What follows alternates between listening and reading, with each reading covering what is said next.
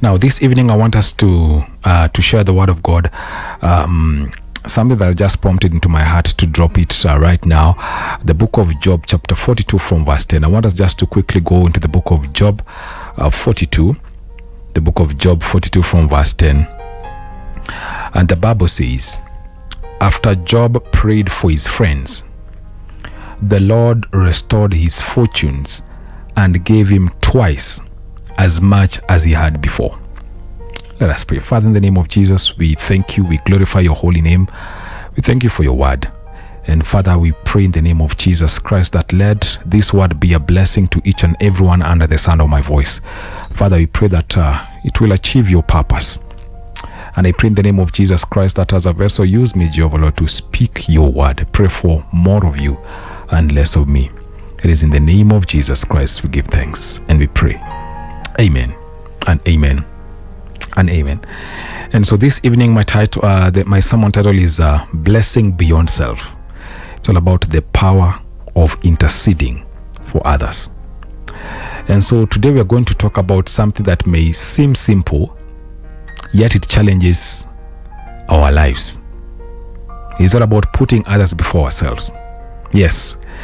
And in our text today, we find Job at the end of a long, painful journey. A journey marked by suffering, betrayal, confusion, loss after loss, even silence from God. But yet in Job 42 from verse 10, we come to a divine turning point. If you've read the whole story of Job, you know what he has gone through. And so not when Job gets justice, not when his pain is explained, not when God restores his wealth. The turning point, it comes when Job prays for his friends. And I want you to let that sink in. It is very important. Job's restoration began when he chose to put others first.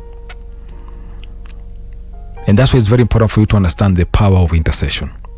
So Job's friends, first of all, they had failed him. They misjudged him. They accused him of sins that he had committed and acted more like enemies than friends. And if anyone had a reason to hold a grudge, it was Job. But instead of harboring bitterness, Job prayed for them. So it reminds me of a famous footballer who came out after his restoration. He shared that how when he was out of fame, he was not playing football. Many people deserted him. There were no calls. At those moments you can be very, very frustrated, disappointed, and at the same time angry. But this man decided to do something different. He chose to pray for his friends. Why? Because God asked him to do that in the book of Job chapter 42 from verse 8. But the deeper than that, Job's act of praying for his friend was an act of obedience, humility, and also selflessness.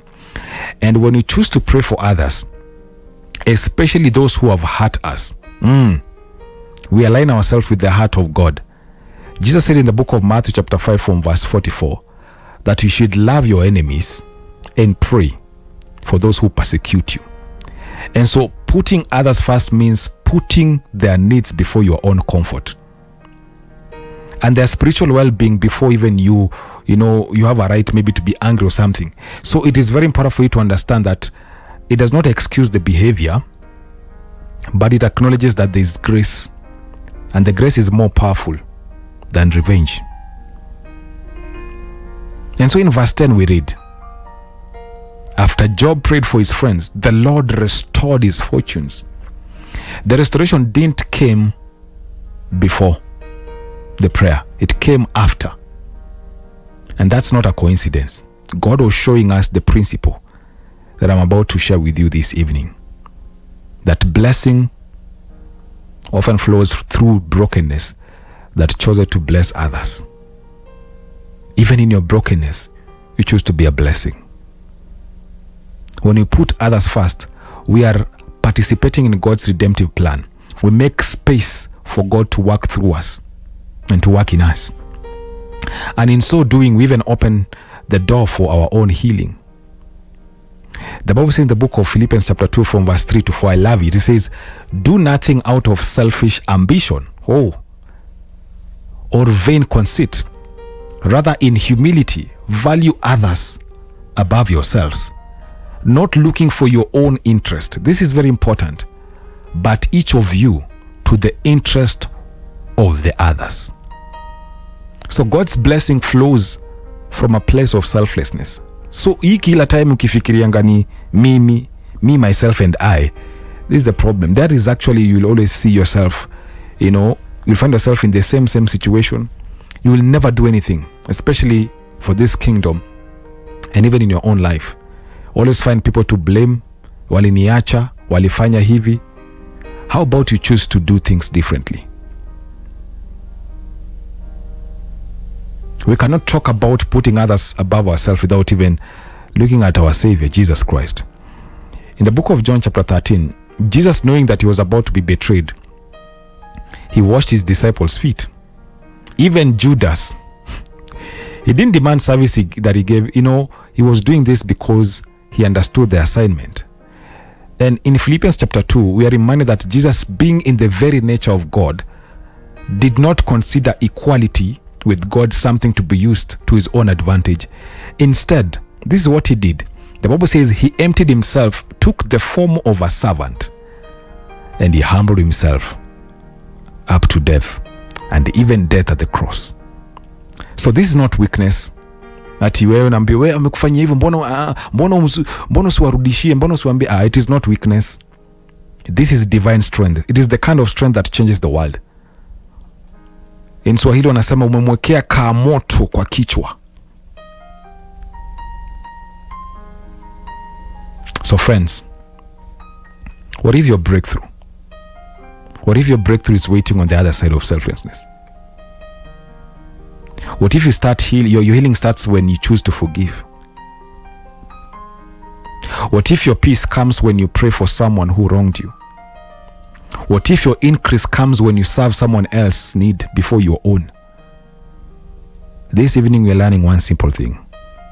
Putting others above ourselves is not losing. It's about sowing into eternity. And when the returns are greater. And the Bible is reminding us, let us not grow weary of doing good, because we will reap a harvest if we do not give up. So this moment, I just want you to take a moment now and think of someone who has hurt you, somebody who has disappointed you, or simply someone who needs your help.